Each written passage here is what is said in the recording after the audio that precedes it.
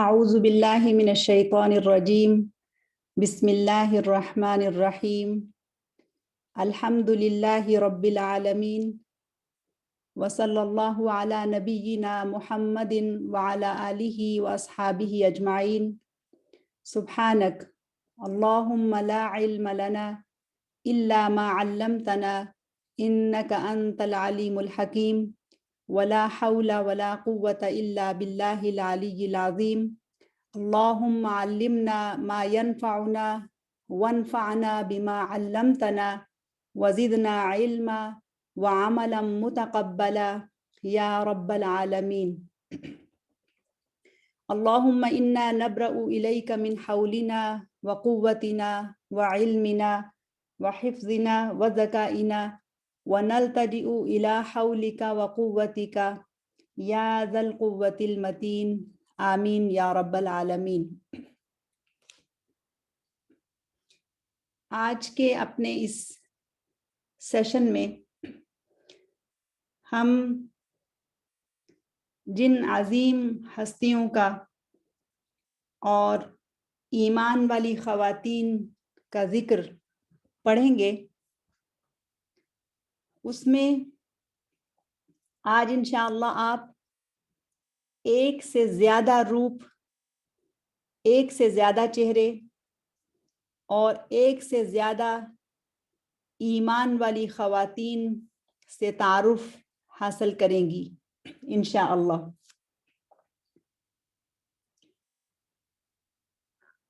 ہمارا آج کا جو پہلا تعارف ہے ایسی ہستی کا کہ جو نبی نہ صحیح لیکن اولو العزم من الرسل، عظیمت والے رسولوں میں سے ایک رسول کی ماں، ایسی عظیم خاتون کہ جس کی طرف وحی ہوئی۔ عموماً وحی خاص طور پر انبیاء کے لیے ہوتی ہے، لیکن اس خاتون کے لیے وحی کا لفظ استعمال ہوا، اور وحی عربی زبان میں کئی معنوں میں استعمال ہوتی ہے۔ وحی سے مراد الہام بھی ہے۔ وہ خاتون کہ جس نے اتنا بڑا اعزاز حاصل کیا کہ اللہ سبحانہ و تعالی جب ان کا تذکرہ کرتے ہیں تو اس کے لیے جو لفظ استعمال کرتے ہیں وہ لفظ ہے اوحینا، اور نا سے مراد اللہ سبحانہ و تعالی ہیں۔ عورت بے شمار روپ اور بے شمار کردار رکھتی ہے، اور آج کے اس سبق میں میں چاہوں گی کہ آپ سب لوگ ان خواتین کی سیرت اور ان خواتین کے روپ اور ان خواتین کے اعلیٰ کردار کو جب پڑھیں تو اپنا موازنہ ان کے ساتھ کریں، اپنے آپ کو ان کے عکس میں دیکھنے کی کوشش کیجئے، اور دیکھیے کہ عورت کو اللہ سبحانہ و تعالیٰ نے کتنی عظمت اور کتنا اعلیٰ مقام، کتنی بلندی اور رفعت عطا کی ہے۔ وہ عورت جسے مظلوم یا کمزور سمجھا جاتا ہے، اسی عورت کا تذکرہ قرآن مجید میں اس طرح سے موجود ہے کہ اللہ سبحانہ و تعالیٰ کہتے ہیں وَأَوْحَيْنَا إِلَىٰ أُمِّ مُوسَىٰ أَنْ أَرْضِعِيهِ فَإِذَا خِفْتِ عَلَيْهِ فَأَلْقِيهِ فِي الْيَمِّ وَلَا تَخَافِي وَلَا تَحْزَنِي إِنَّا رَادُّوهُ إِلَيْكِ وَجَاعِلُوهُ مِنَ الْمُرْسَلِينَ۔ بہت بڑا اعزاز اس خاتون کو ملا، جن کا نام اللہ سبحانہ و تعالیٰ نے نہیں لیا بلکہ انہیں موسیٰ کہہ کر پکارا۔ اور موسیٰ ایک اور اعزاز جو رکھتی ہیں وہ یہ کہ صرف ایک نبی کی ماں نہیں بلکہ ایک ہی وقت میں دو نبیوں کی ماں، موسیٰ و ہارون۔ السیدہ، اعلیٰ خاندان، اعلیٰ نسل، عریقۃ المنبتی و کریمۃ النسلی، یہ لفظ بڑا خاص ہے، یعنی جس کا لینیج، جس کا خاندان بہت ہی اعلیٰ ہے اور جس کی نسل جو ہے وہ بہت کریم ہے، انبیاء کی اولاد میں سے۔ بہت دور مصر کے ملک میں نیل کے کنارے سلسلہ انبیاء کی اولاد میں سے ایک ایمان والی خاتون، اور ایمان بھی ایسا کہ جو چٹانوں سے بھی زیادہ مضبوط اور پہاڑوں سے بھی زیادہ بلند تھا۔ وہ خاتون اپنے خاندان کے ساتھ آباد تھی، اور وہ خاتون کہ جن کا لقب ام موسیٰ و ام ہارون ہے، اور جن کے کچھ اور صفاتی اور تعارفی القابات ہیں، جن میں ان کے لیے علماء لکھتی ہیں کہ الرحیمہ، الحکیمہ، بہت ہی رحیم، بہت ہی حکمت والی خاتون، اور ملت ابراہیم پر قائم ایمان والی صاحبہ ایمان خاتون، وہ خاتون کہ جس نے شدید مشکلات کے اندر حوصلہ نہیں ہارا، بلکہ نہ صرف اس نے اپنے پیٹ میں موجود جنین کی حفاظت بہادری سے کی، بلکہ اس کے بعد بھی جتنے مشکل مراحل، جتنی آزمائشیں، جتنی تکلیفیں اس کی زندگی میں آئیں، سب تکلیفوں کو وہ برداشت کرتی گئی اور راستے نکالتی گئی۔ ایسی بہادر خاتون کہ جو مرحلہ بھی اس کے سامنے آیا، اس نے اس مرحلے میں اپنے ایمان کو متزلزل نہیں ہونے دیا، اور اللہ تعالیٰ کی ذات پر مکمل اعتماد، بھروسے اور توکل کے ساتھ اپنے لیے راستے نکالے، اور اپنے بیٹے کی نہ صرف جان بچانے میں کردار ادا کیا، بلکہ اس کی تربیت اور اس کی پرورش میں بھی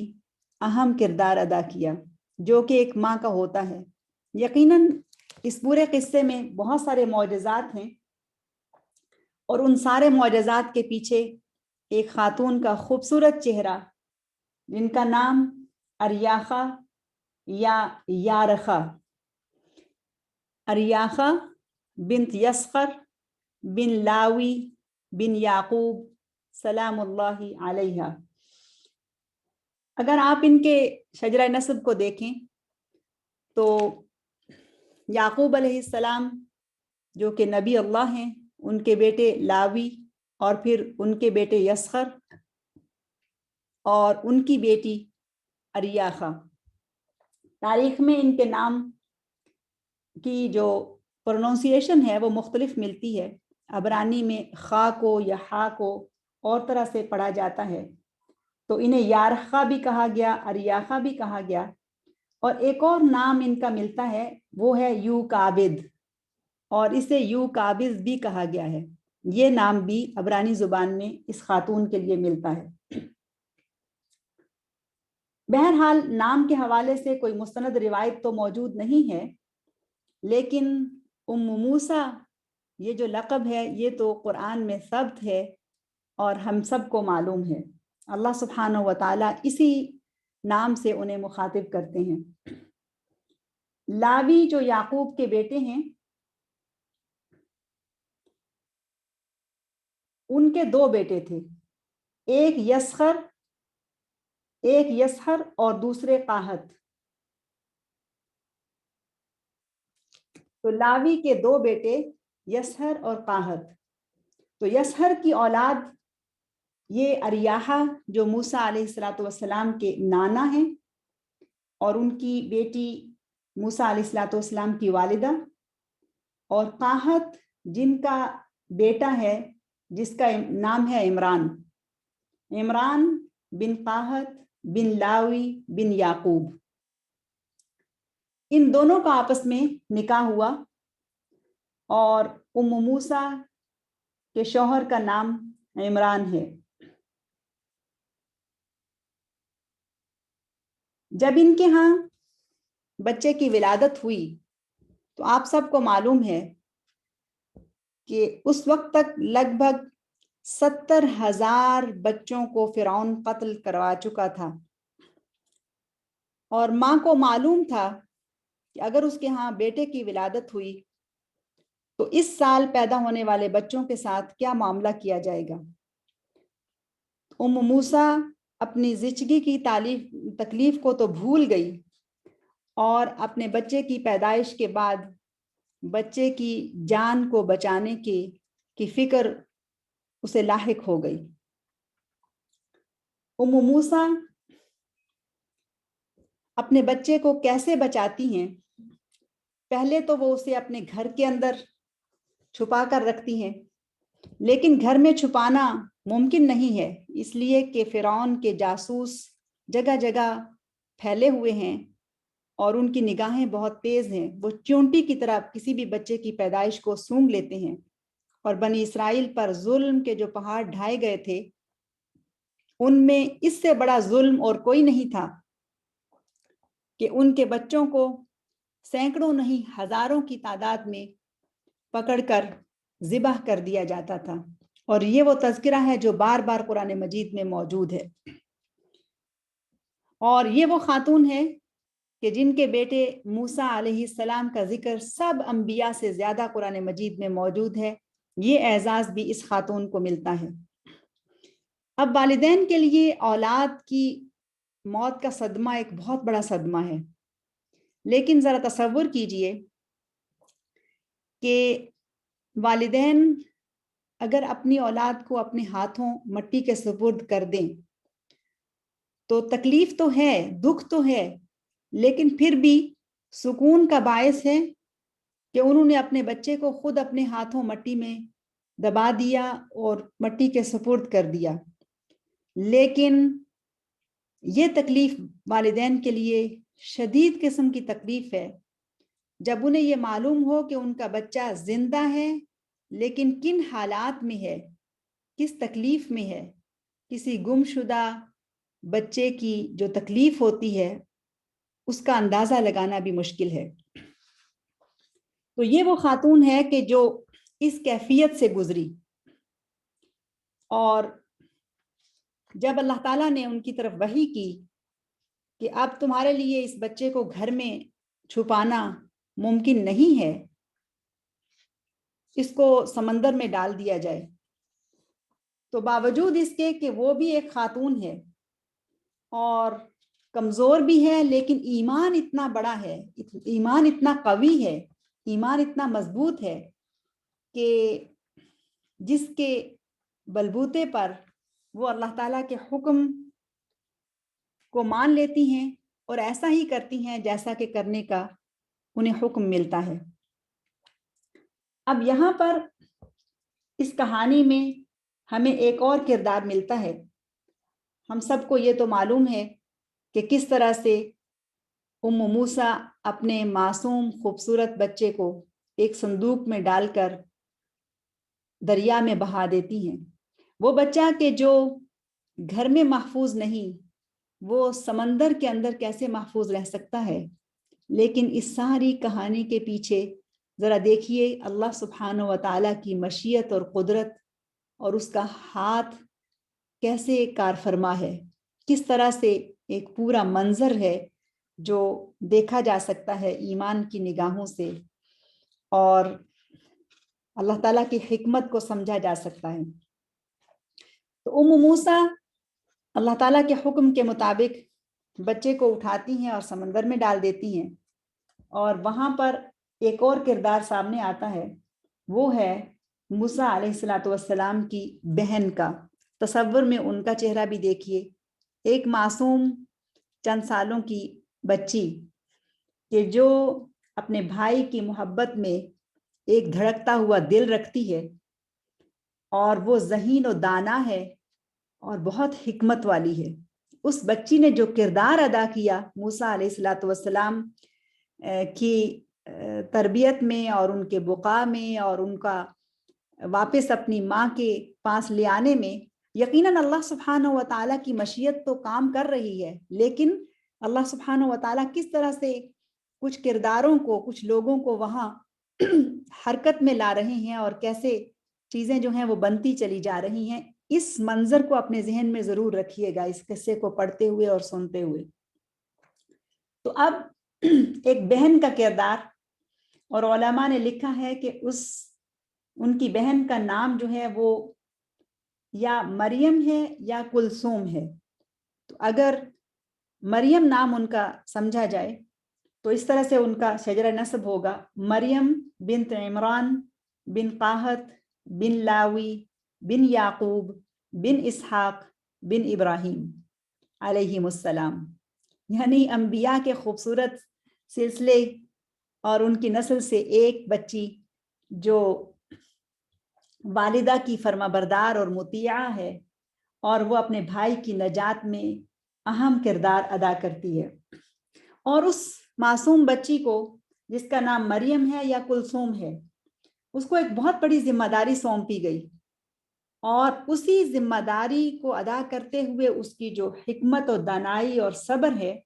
وہ سمجھ آتا ہے کہ کس طرح سے وہ اس نازک کام کو سر انجام دیتی ہے، اور جس مہم پر اسے بھیجا گیا اس میں موجود جو چیلنجز ہیں، جو مشکلات ہیں، ان پر وہ کیسے پورا اترتی ہے. سبحان اللہ. اب ماں جب بچے کو اپنے ہاتھوں سے سمندر میں ڈال دیتی ہے تو پھر دل تو ظاہر ہے بے چین ہو جاتا ہے، اور ان کی اس بے چینی کا قرآن نے ذکر بھی کیا ہے. ایک مشہور عالم طالبی یہ کہتے ہیں کہ جب موسیٰ اپنے بچے کو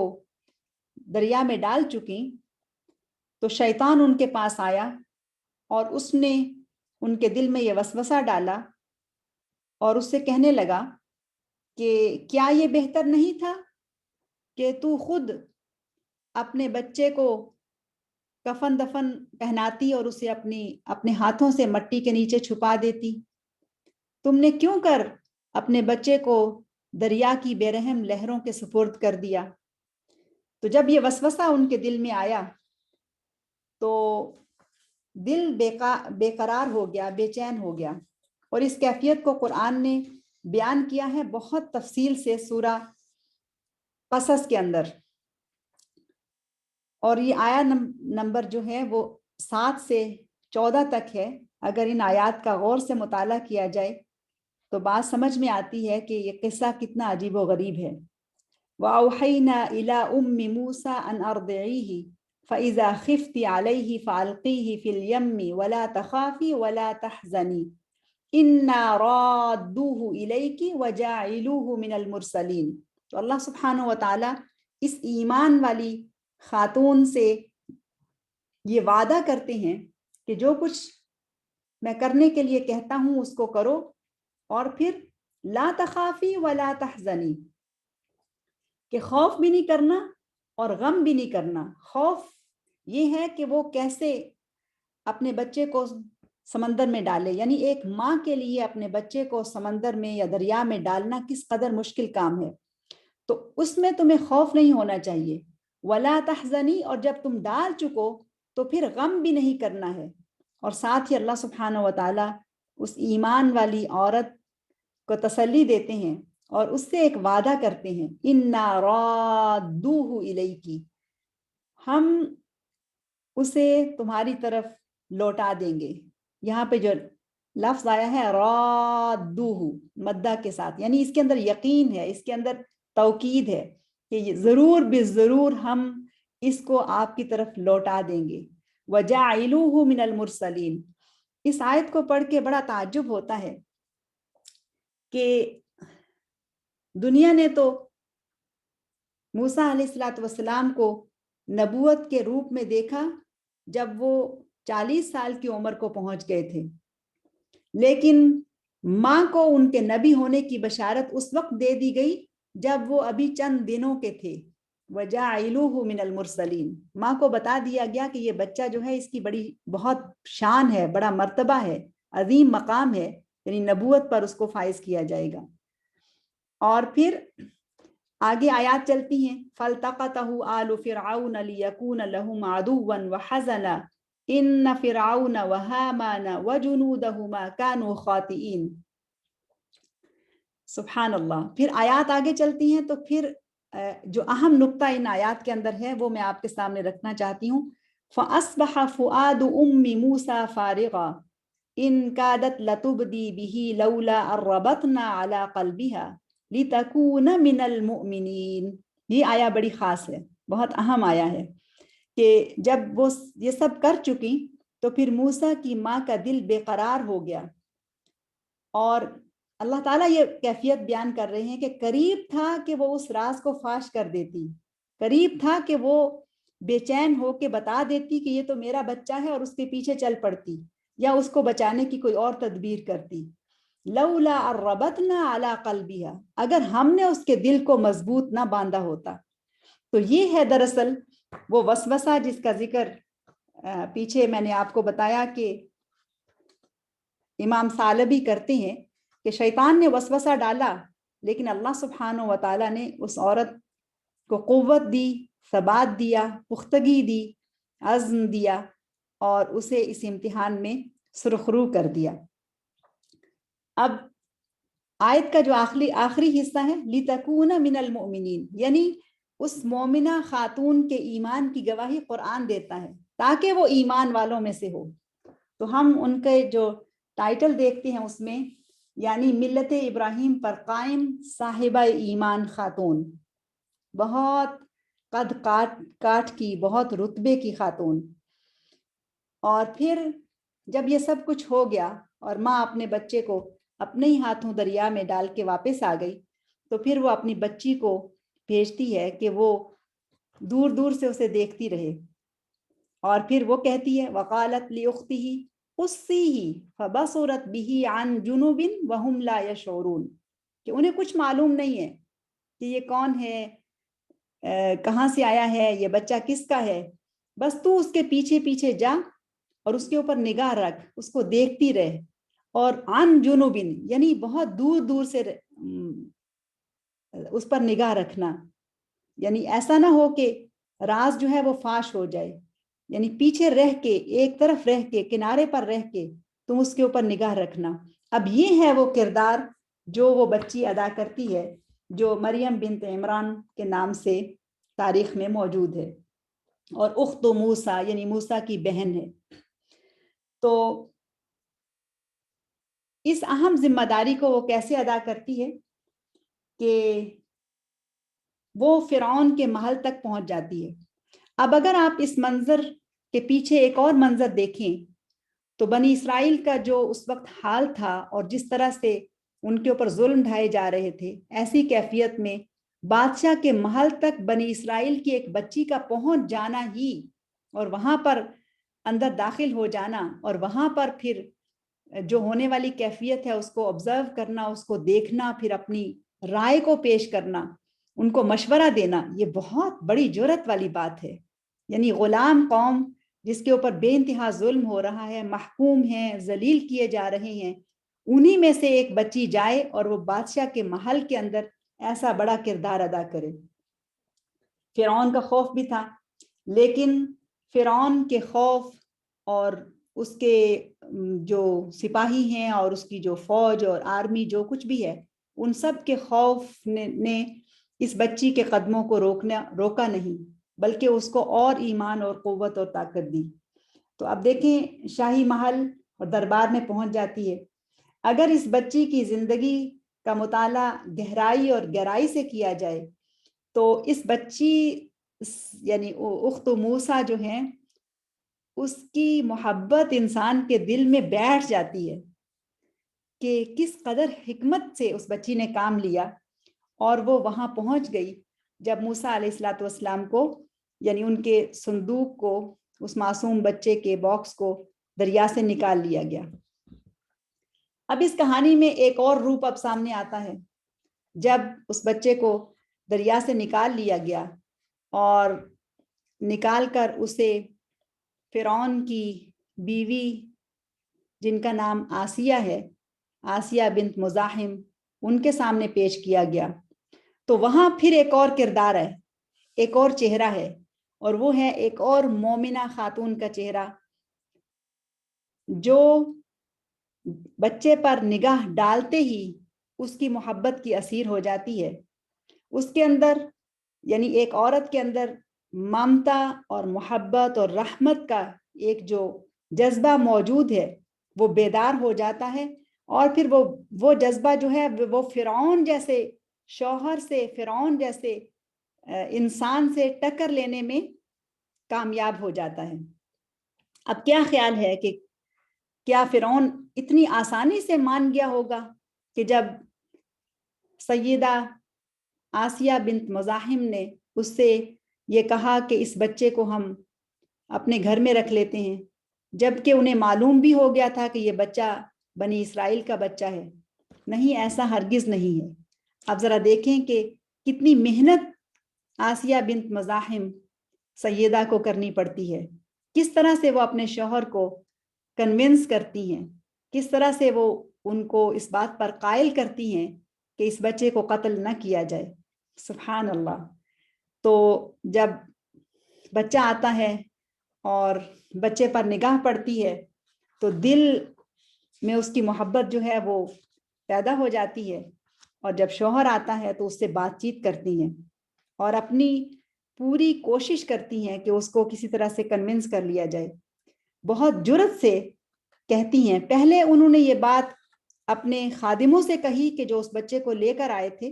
کہ خادموں کو بھی پتہ چل گیا تھا کہ یہ بچہ بنی اسرائیل سے ہے، ظاہر شکل و صورت سب کچھ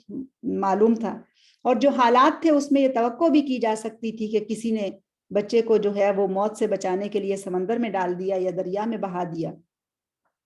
تو وہ ان سے کہتی ہیں ادعو امرہ لی، یعنی اس بچے کا معاملہ تم میرے پہ چھوڑ دو، جاؤ اپنے اپنے کام کرو، میں جانوں تو میرا کام جانے، میں اس بچے کو رکھوں گی. اور ظاہر ہے جو ملازم ہیں وہ حیران ہوتے ہیں کہ یہ کیوں کر ہو سکتا ہے. وہی ملازم ہیں اور وہ جانتے ہیں کہ اس سے پہلے ہزاروں بچوں کو ذبح کیا جا چکا ہے، تو یہ بچہ کیسے بچ سکتا ہے. پھر جب شوہر آ جاتا ہے تو وہ ایمان والی خاتون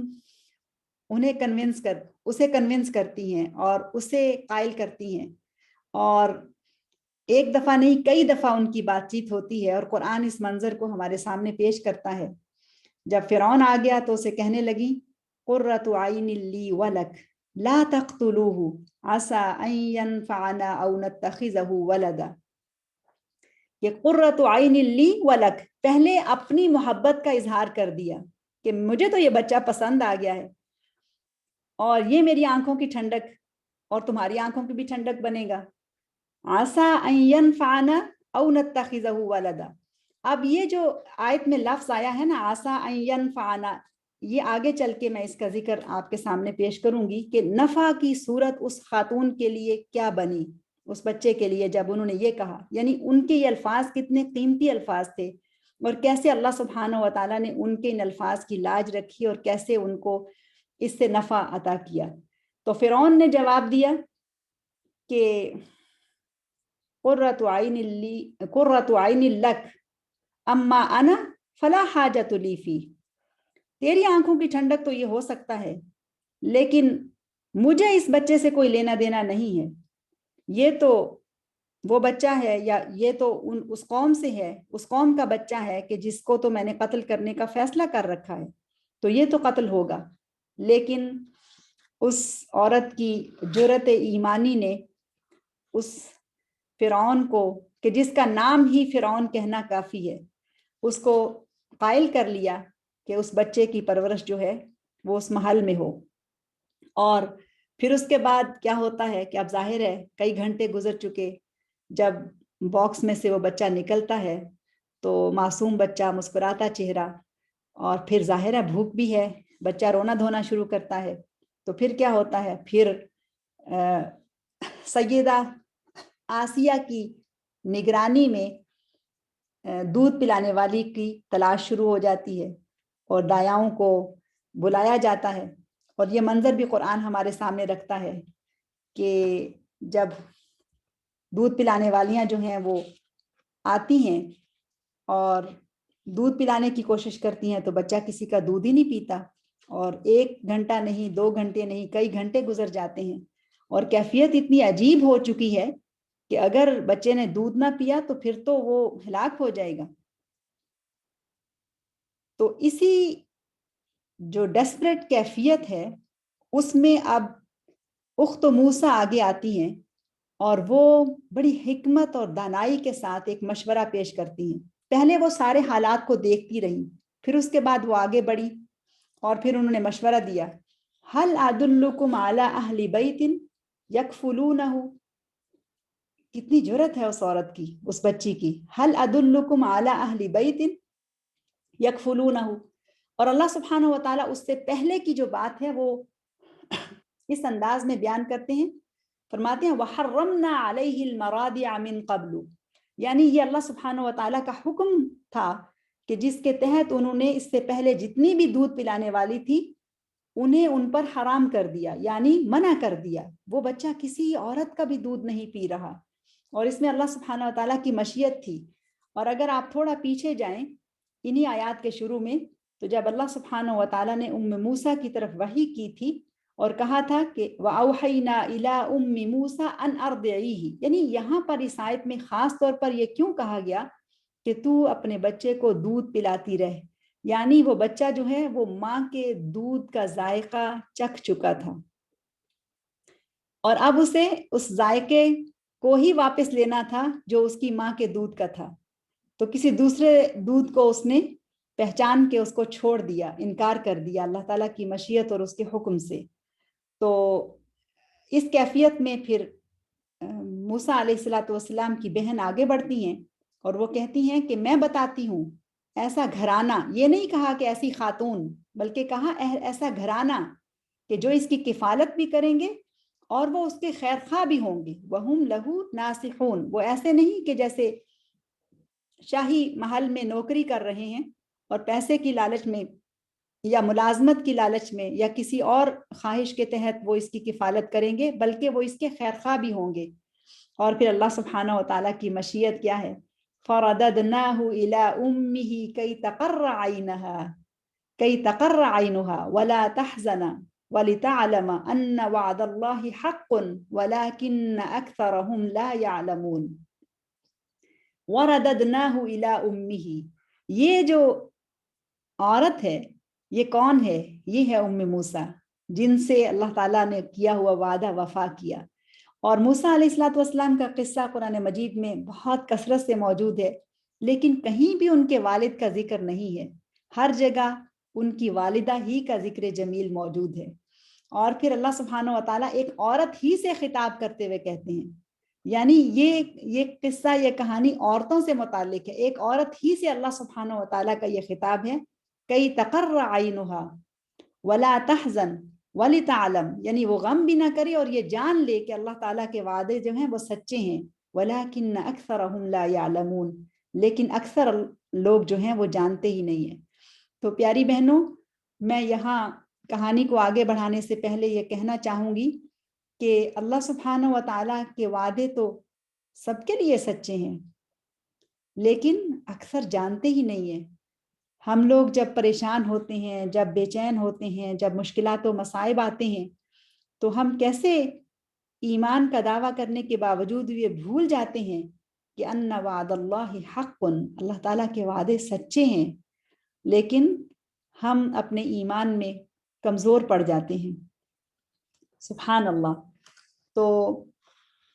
یہ جو خاتون ہیں موسیٰ، وہ پھر اپنے بچے کی کفالت کرتی ہیں اور اس کی تربیت کرتی ہیں، اس کو اپنی گود میں لے لیتی ہیں، اور پھر کیفیت کیا ہوتی ہے کہ وہ مسلسل شاہی محل میں پرورش پانے کے باوجود ماں کی گود میں بھی ڈال دیا جاتا ہے، اور پھر اللہ سبحانہ و تعالیٰ کے حکم سے وہ والدہ جو ہے وہ اپنے بچے سے اپنی آنکھوں کو ٹھنڈک دیتی ہے، اور موسیٰ علیہ السلام کی تربیت جو ہے وہ شاہی محل میں ہوتی ہے۔ اب اس کے بعد موسیٰ علیہ السلام کا قصہ کیا ہے، وہ ایک مختلف قصہ ہے، گو کہ اس سے متعلق ہی ہے، لیکن میں اس کی تفصیل میں نہیں جانا چاہتی کہ ہم میں سے اکثر لوگوں نے وہ قصہ پڑھ رکھا ہے۔ میں اسی کہانی میں ایک دوسرے کردار کے بارے میں بات کرنا چاہتی ہوں جو کہ بہت اہم کردار ہے، جو موسیٰ کا ہے اور ان کی بہن کا ہے۔ اس کے بعد وہ ہے دراصل آسیہ بنت مزاحم کا۔ تو آسیہ بنت مزاحم جو ہیں وہ امرأۃ فرعون، اور جن کا ذکر خاص طور پر قرآن میں ہوا ہے۔ اب یہ کسی کی ماں تو نہیں ہے، لیکن ایک مستقبل کے نبی کو کفالت میں لینے والی اور اس کی تربیت کرنے والی خاتون ہیں، آسیہ بنت مزاحم سلام اللہ علیہا۔ اور قرآن مجید نے خود ان کو یہ جو لقب دیا ہے وہ امرأۃ فرعون کا دیا ہے، اور ان کا نام ہے آسیہ بنت مزاحم بن عبید بن الریان بن الولید۔ اور یہ جو ولید ہیں یہ یوسف علیہ السلام کے زمانے میں مصر کا وزیر تھا، مصر میں بہت اعلیٰ پوزیشن پر یہ فائز تھا، اور یہ بھی اعلیٰ نسل سے تھی۔ اور ان کا جو خوبصورت ذکر ہے یہ قرآن مجید میں موجود ہے، اور یہ دراصل احادیث نبوی میں بھی موجود ہے۔ اور وہ خواتین کہ جنہوں نے اپنے ایمان کو مکمل کیا، ان میں یہ خوشبخت خاتون بھی شامل ہیں جن کے ایمان کی تکمیل ہوئی اور یہ اعلیٰ مقام پر فائز کی گئی۔ یہی وہ خاتون ہیں کہ جنہوں نے نبی اللہ موسیٰ علیہ السلام کو دریا سے نکلوا کر گود میں لیا۔ ان کی اپنی گود تو ہری نہ ہو سکی، لیکن ان کے نصیب میں آنے والے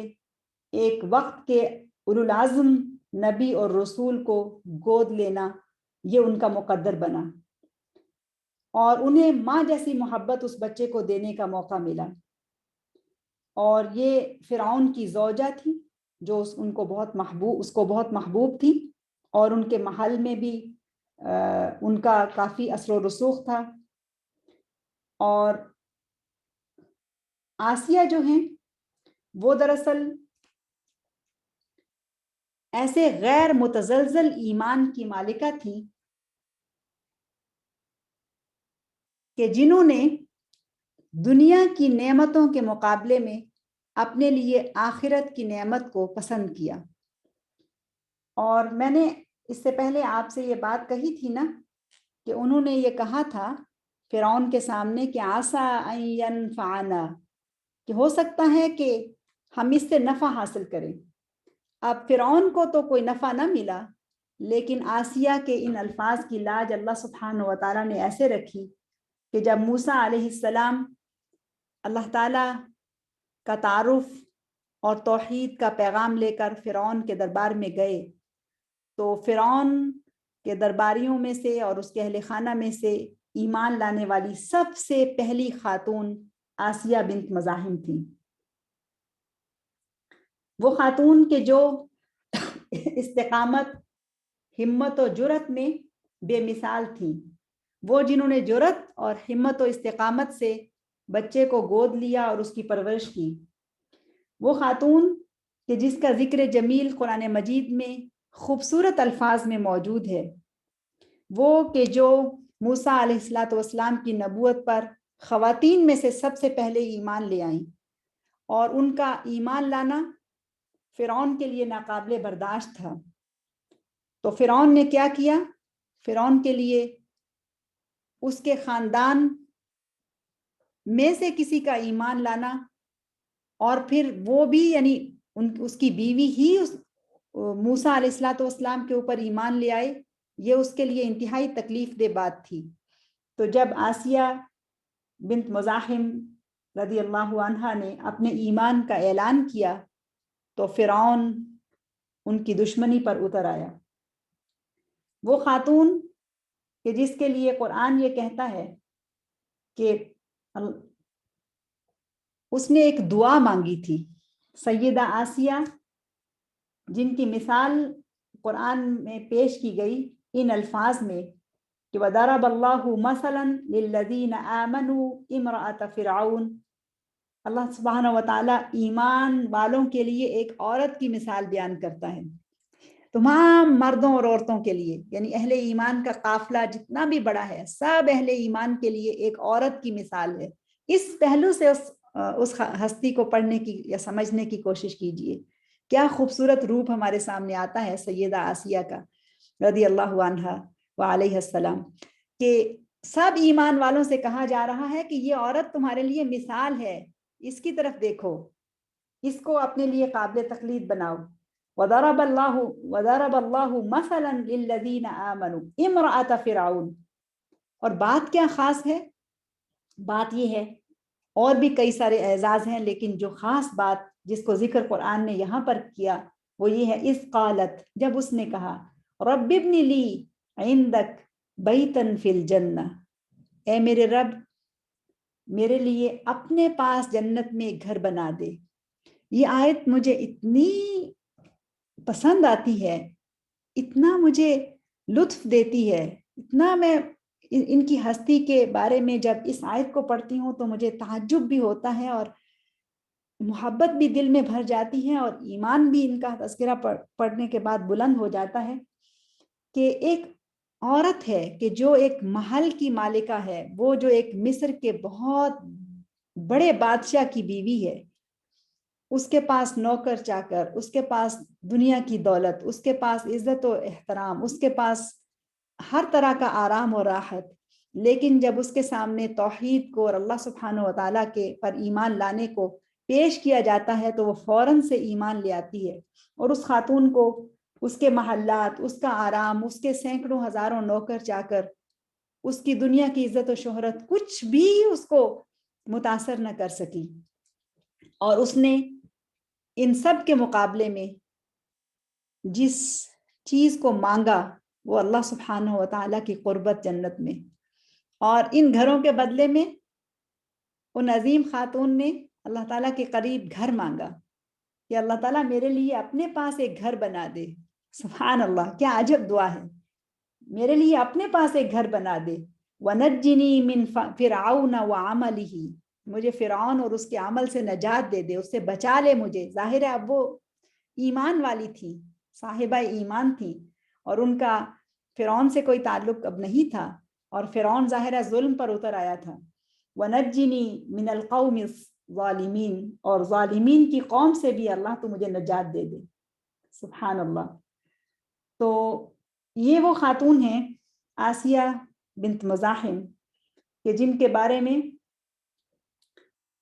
رسول اللہ صلی اللہ علیہ وسلم نے یہ بیان کیا ہے کہ ان کا مقام اور مرتبہ بہت بلند ہے۔ عبداللہ ابن عباس رضی اللہ عنہ فرماتے ہیں کہ ایک مرتبہ رسول اللہ صلی اللہ علیہ وسلم زمین پر بیٹھے تھے تو انہوں نے اپنے سامنے زمین پر 4 لکیریں کھینچی، 4 خط بنائے، اور پھر صحابہ سے مخاطب ہو کر فرمایا، اتدرون ما ھذا، تم جانتے ہو یہ کیا ہے؟ قالوا اللہ ورسولہ اعلم،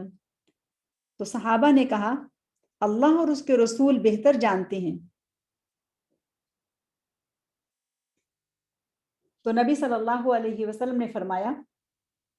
افضل نساء اہل الجنت خدیجہ بنت خویلد وفاطمہ بنت محمد ومریم بنت عمران وآسیہ بنت مزاحم امرأۃ فرعون، اہل جنت میں بہترین عورتیں 4 ہیں، اور یہ 4 خط جو انہوں نے زمین پر کھینچے تھے، 4 لکیریں، اس سے مراد 4 خواتین کے متعلق بتانا تھا، خدیجہ بنت خویلد، فاطمہ بنت محمد صلی اللہ علیہ وسلم، مریم بنت عمران، اور آسیہ بنت مزاحم رضوان اللہ علیہم اجمعین۔ رسول اللہ صلی اللہ علیہ وسلم نے فرمایا کہ کمل من الرجال کثیر ولم یکمل من النساء الا آسیہ امرأۃ فرعون व मरियम इब्नत इमरान व खदीजा बिन्त खुवैलद व इन्न फद्ल आइशत अला निसाई का फद्ल सरीदी अला साइर ताम। सही अल बुखारी की हदीस है। रसूलुल्लाह सल्लल्लाहु अलैहि वसल्लम ने फरमाया कि मर्दों में से तो कामिल ईमान वाले बहुत से हुए, लेकिन औरतों में से जिन औरतों ने अपने ईमान को मुकम्मल किया, परफेक्ट ईमान वाली थी, उनमें से एक सबसे पहली इस हदीस के मुताबिक वो हैं आसिया बिन्त मज़ाहिम, फिर उसके बाद मरियम इब्नत इमरान, फिर खदीजा रदी अल्लाह अन्हा, और फिर आखिर में फरमाया कि आयशा बिन्त अबी बकर की फजीलत औरतों पर ऐसे है जैसे सरीद खाने की फजीलत बाकी सब खानों के ऊपर हो।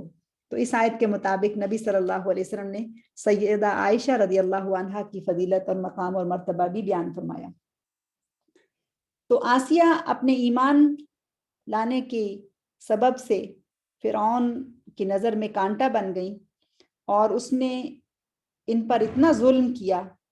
कि आखिरकार इन्हें शहीद कर दिया। तो इनका जो लक़ब है वो दरअसल शहीदा भी है।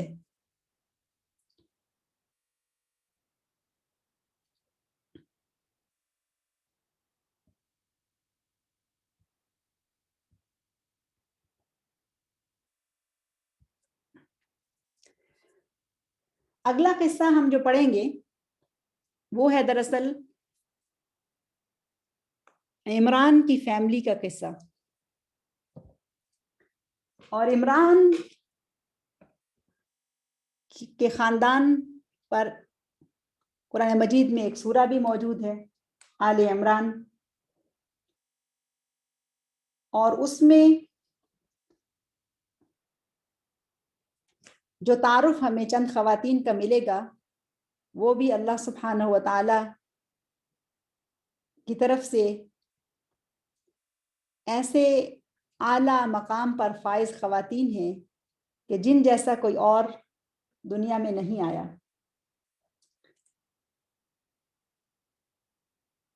मैं आपके सामने जो तज़किरा रखने जा रही हूँ वो है दरअसल ईसा अलैहिस्सलातु वस्सलाम की नानी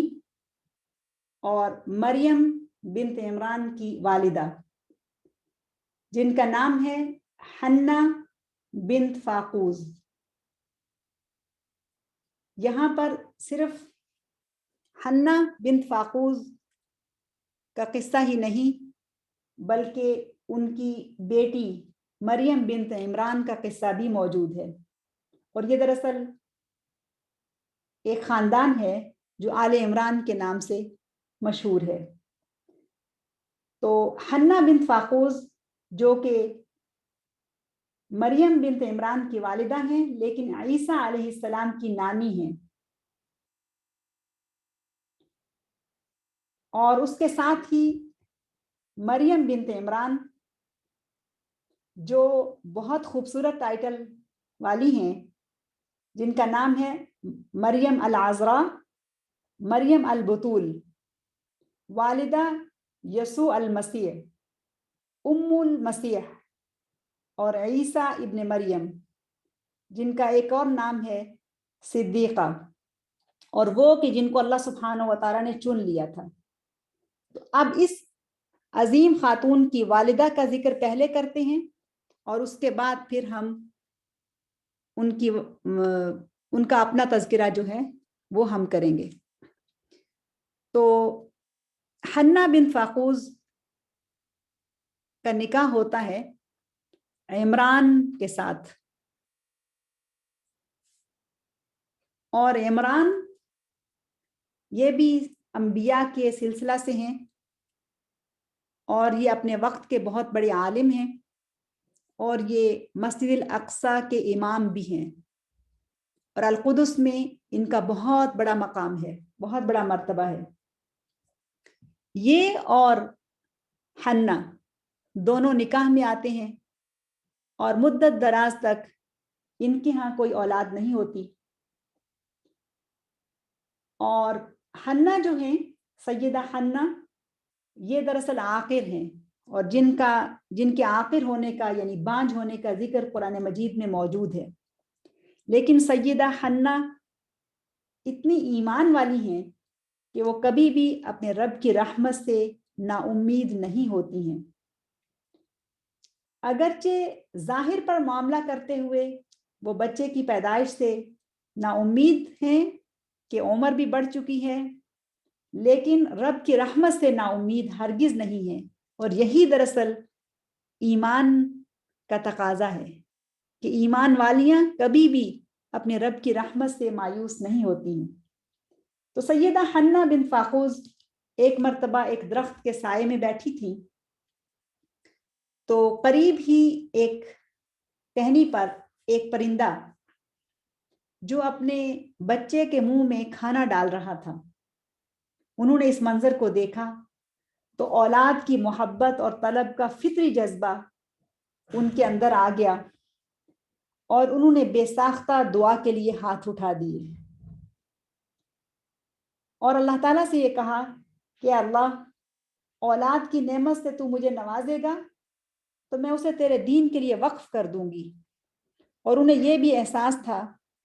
کہ ان کے شوہر جس بڑی ذمہ داری پر، یعنی مسجد الاقصی کی تولیت پر اور امامت کی ذمہ داری پر فائز ہیں، اللہ تعالیٰ اولاد دے تاکہ وہ اولاد جو ہے اس کے بعد اس ذمہ داری کو سر انجام دے. تو اللہ سبحانہ و تعالیٰ نے اس مومنہ خاتون کی دعا کو شرف قبولیت بخش دیا. سبحان اللہ. ایمان والی کبھی بھی اپنے رب کی رحمت سے مایوس نہیں ہوتی ہے، اور جب وہ بے قرار ہو کر دعا مانگتی ہے تو دعا کو قبولیت مل جاتی ہے. اللہ تعالیٰ نے دعا کو قبول کیا، بڑھاپے میں حامل ہو گئیں. تو جب حامل ہو گئیں تو پھر اللہ سبحانہ و تعالیٰ سے ایک اور وعدہ کیا، اللہ تعالیٰ سے ایک اور نظر مانی، اور وہ نظر یہ تھی، اور یہ نظر دراصل حامل ہونے کے بعد ہے. اس سے پہلے کا جو وعدہ ہے وہ یہ ہے کہ اولاد دے تو اس کو تیرے راستے میں وقف کروں. ایسی ایمان والی خاتون سیدہ حنہ. اور جب حامل ہو جاتی ہیں تو پھر کہتی ہیں، اذ قالت امرأۃ عمران رب انی نذرت لک ما فی بطنی محررا فتقبل منی انک انت السمیع العلیم. اللہ سبحانہ و تعالیٰ اس پورے واقعے کو اس طرح سے پیش کرتے ہیں. جب عمران کی عورت، عمران کی بیوی، وہ یہ کہتی ہے کہ اے میرے رب، جو کچھ میرے پیٹ میں ہے میں اسے تیری نظر کرتی ہوں، میں اسے آزاد کرتی ہوں تیرے گھر کی حفاظت کے لیے اور تیرے دین کی خدمت کے لیے، تو میری اس نظر کو قبول فرما لے. فتقبل منی. یہاں پر ایک اور سبق ہے، وہ یہ کہ جب بھی اللہ سبحانہ و تعالیٰ سے کوئی وعدہ کیا جائے یا کوئی بھی نیک عمل کی توفیق ملے، اس کے بعد اس سے قبولیت کی دعا کی جائے. یہ ایمان والوں کا خاصہ ہے، یہ ان کا طریقہ ہے. انک انت السمیع العلیم. اللہ سبحانہ و تعالیٰ کے دو ناموں کے واسطے سے وہ یہ نظر مانتی ہیں کہ تو سمیع العلیم ہے. اب بڑھاپے میں امید سے ہو گئی تو میاں بیوی دونوں کے لیے کس قدر خوشی کا باعث تھا، کتنی زیادہ خوشی تھی ان کے لیے کہ ان کے ہاں اولاد ہو رہی ہے. لیکن اللہ تعالیٰ کی مشیت اپنی جگہ اپنی حکمت کے تحت کام کرتی ہے. تو کیا ہوتا ہے، اسی دوران شوہر کا انتقال ہو جاتا ہے، یعنی عمران فوت ہو جاتے ہیں. تو اب اس ایمان والی خاتون پر ایک اور امتحان آ جاتا ہے، اور وہ دراصل بیوگی کا امتحان ہے. بیوہ ہو جاتی ہیں، اور پھر جب ولادت کا وقت آتا ہے تو جو وعدے اللہ تعالیٰ سے کر رکھے تھے اس کے مطابق وہ توقع کر رہی ہیں کہ بیٹا پیدا ہوگا تو اسے بیت المقدس کی خدمت کے لیے وقف کر دیں گی. لیکن یہاں پھر ایک اور امتحان ہے کہ جب ولادت ہوتی ہے تو بیٹی کو جنم دیتی ہیں. فلما وضعتها قالت رب انی وضعتها انثى. جب بیٹی پیدا ہو جاتی ہے تو پھر وہ کہتی ہیں، سیدہ پکار اٹھتی ہیں، انی وضعتها انثى، میں نے تو ایک بیٹی کو جنم دیا. اللہ اعلم بما وضعت. یہ جو درمیان میں حصہ ہے یہ دراصل اللہ سبحانہ و تعالیٰ کی بات ہے. پہلے سیدہ یہ کہتی ہیں انی وضعتها انثى، پھر اس کے بعد اللہ سبحانہ و تعالیٰ کہتے ہیں اللہ اعلم بما وضعت. اللہ تعالیٰ کہتے ہیں کہ اللہ تعالیٰ کو معلوم ہے کہ اس نے کیا جنم دیا. اور اگر علماء کہتے ہیں کہ اگر اس کا تعلق پچھلی آیت سے پچھلے حصے سے کیا جائے تو پھر یہ بھی ہو سکتا ہے کہ سیدہ حنہ یہ کہہ رہی ہیں کہ اللہ تعالیٰ کو معلوم ہے کہ میں نے کیا جنم دیا، یعنی مجھے تو معلوم نہیں تھا کہ بیٹا پیدا ہوگا یا بیٹی پیدا ہوگی، لیکن اللہ سبحانہ و تعالیٰ کو معلوم تھا کہ کیا پیدا ہوگا. اور پھر اس کے بعد اللہ سبحانہ و تعالیٰ یہ کہتے ہیں لیس الذکر کالانثی وانی سمیتها مریم وانی اعیذها بک وذریتها من الشیطان الرجیم. لیس الذکر کالانثی، اس کا عموماً معنی تو یہ کیا جاتا ہے کہ لڑکا عورت کی طرح، لڑکی کی طرح نہیں ہوتا، لڑکا لڑکی کی طرح نہیں ہوتا،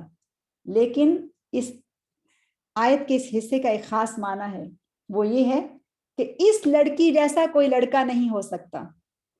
جس مقام اور مرتبہ کو یہ لڑکی پہنچے گی وہ کسی لڑکے کا بھی نہیں ہو سکتا. جو کام اللہ تعالیٰ نے اس لڑکی سے لینا ہے وہ کسی لڑکے سے بھی اللہ تعالیٰ نہیں لے سکتا. اور پھر وہ خاتون یعنی سیدہ حنہ اپنی بیٹی کا نام رکھتی ہیں انی سمیتها مریم، میں نے اس کا نام مریم رکھا ہے. اور پھر اس کے بعد وہ اپنی اولاد کے لیے دعا کرتی ہیں انی اعیذها بک وذریتها من الشیطان الرجیم.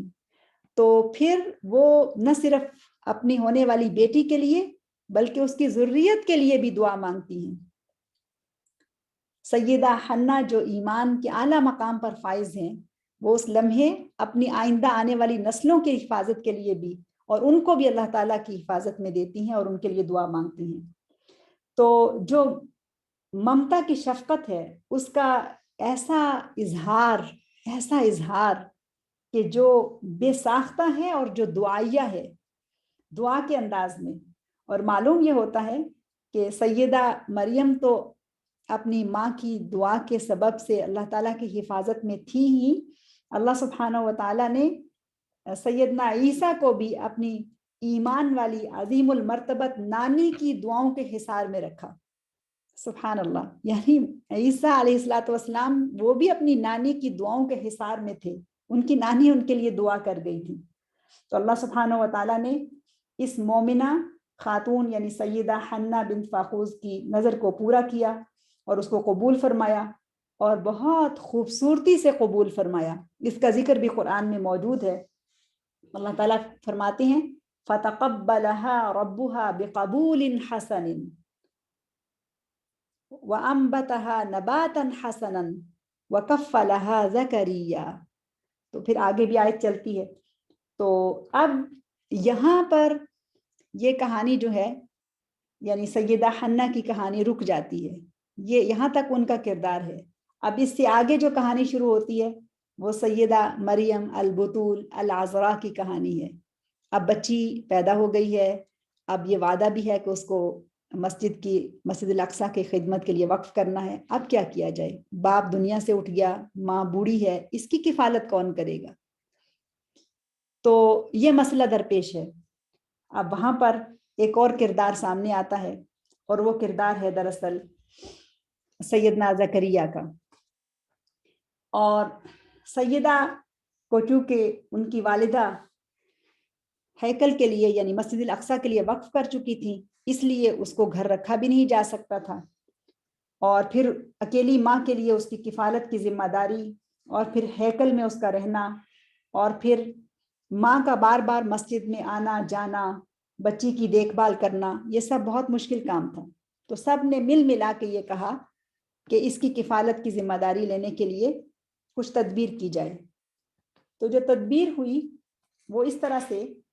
کہ خاندان کا ہر معزز انسان اس بچی کو اپنی کفالت میں لینا چاہتا تھا. ہر شخص کا یہ خیال تھا کہ وہ بچی مجھے ملے، ہر ایک کی خواہش تھی کہ یہ خوش بخت بچی میرے نصیب میں آئے. اب بیٹیوں کے ساتھ لوگ کیا معاملہ کرتے ہیں ذرا سوچیں تو.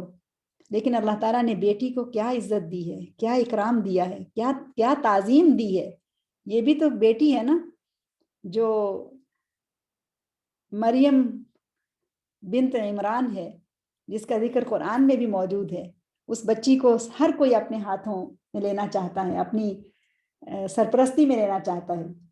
اور لوگوں کے سامنے اس کے والد کا مقام اور مرتبہ بھی موجود ہے، اور لوگ وہ اتنے عالم تھے کہ ان کی بہت عزت کرتے تھے، اور اس کی وجہ سے بھی وہ اس بچی کو کفالت میں لینا چاہتے تھے۔ تو یہ طے پایا کہ جو لوگ بھی کفالت کے خواہش مند ہیں وہ قرآن اندازی کریں۔ اب مفسرین نے قرآن اندازی کی کچھ شکلیں لکھی ہیں، جن میں سے جو زیادہ مستند شکل ہے وہ میں آپ کے سامنے پیش کرتی ہوں۔ تو طے یہ پایا کہ سب لوگ جو خواہش مند ہیں وہ ایک نہر کے کنارے کھڑے ہوں اور وہاں وہ قرآن اندازی کریں گے، اور وہ اپنے قلم جو ہیں وہ نہر میں ڈالیں گے۔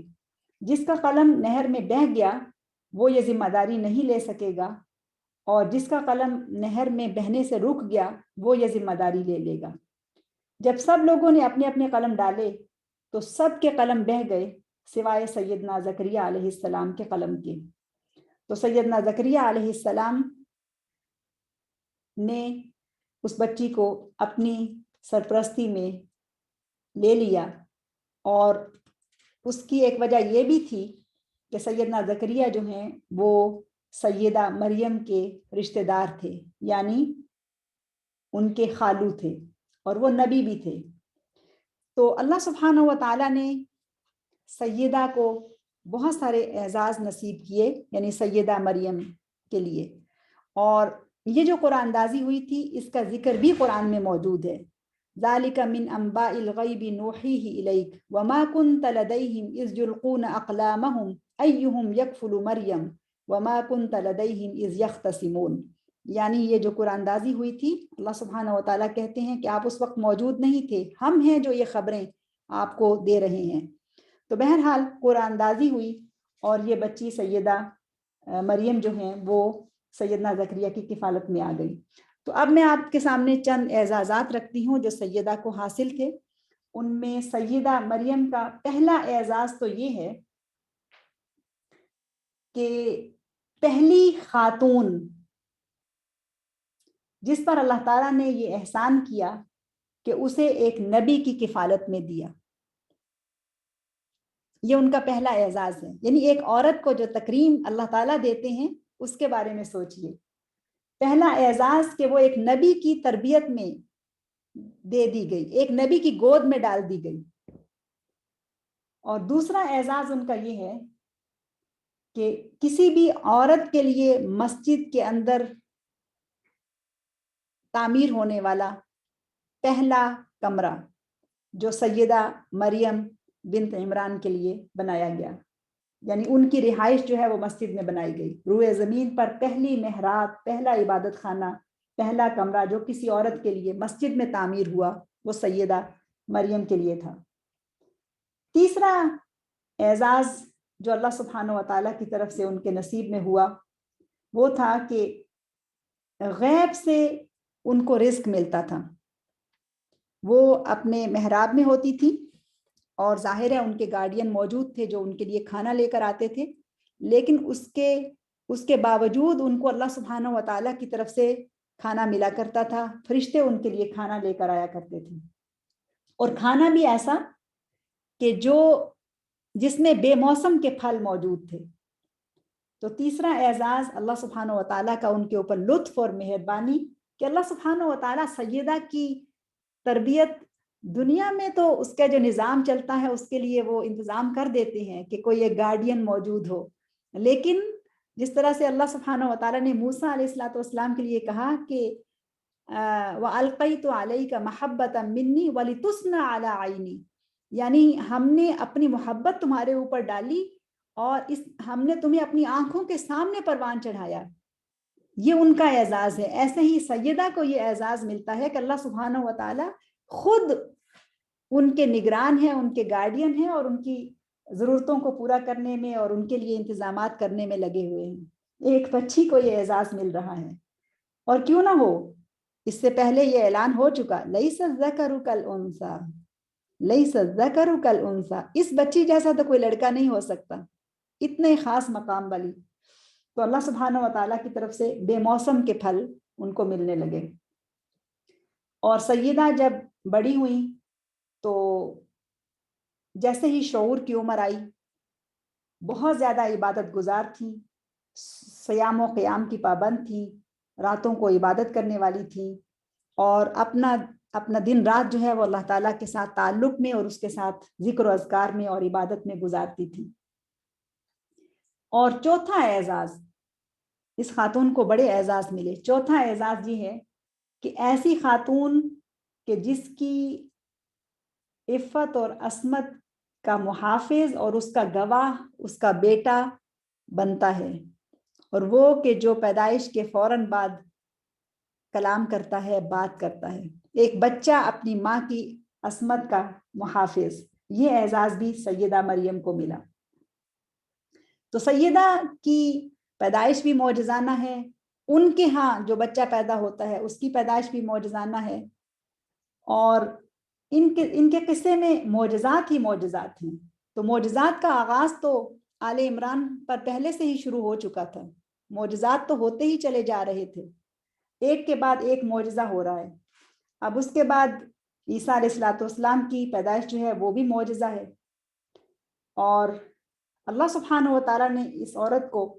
یہ اعزاز بھی دیا کہ ملائکہ نے ان کو ان کا جو مقام ہے وہ ان کے پاس آ کے ان کو بتایا۔ اور قرآن مجید میں اس کا ذکر جو ہے وہ کئی الفاظ سے، کئی انداز سے موجود ہے۔ وَإِذْ قَالَتِ الْمَلَائِكَةُ إِنَّ اللَّهَ اصْطَفَاكِ وَطَهَّرَكِ وَاصْطَفَاكِ عَلَى نِسَاءِ الْعَالَمِينَ، کہ جب ملائکہ نے ان کے پاس آ کے ان سے کہا کہ اللہ سبحانہ و تعالیٰ نے تمہیں چن لیا ہے، ان اللہ اصطفاکی وطہرکی، یہ کون خاتون ہے؟ یہ خاتون ہی ہے، یہ مریم بنت عمران علیہ السلام ہیں، کہ جن کے لیے اللہ تعالیٰ کہتے ہیں کہ تمہیں چن لیا ہے، وطہرکی، اور تمہیں پاکیزہ بنا لیا ہے، واصطفاکی علی نساء العالمین، اور تمام دنیا کی عورتوں کے اوپر اللہ تعالیٰ نے تمہیں منتخب کر لیا ہے۔ سبحان اللہ، کتنا بڑا اعزاز ہے ان کے لیے۔ اور پھر ایک اور اعزاز اللہ سبحانہ و تعالیٰ نے ان کو جو دیا اور جو ان کا مقام اور مرتبہ، وہ مل مسیح ابن مریم الا رسول قد خلت من قبلہ الرسل وامہ صدیقہ۔ سبحان اللہ، سورہ المائدہ کی 74 آیا ہے کہ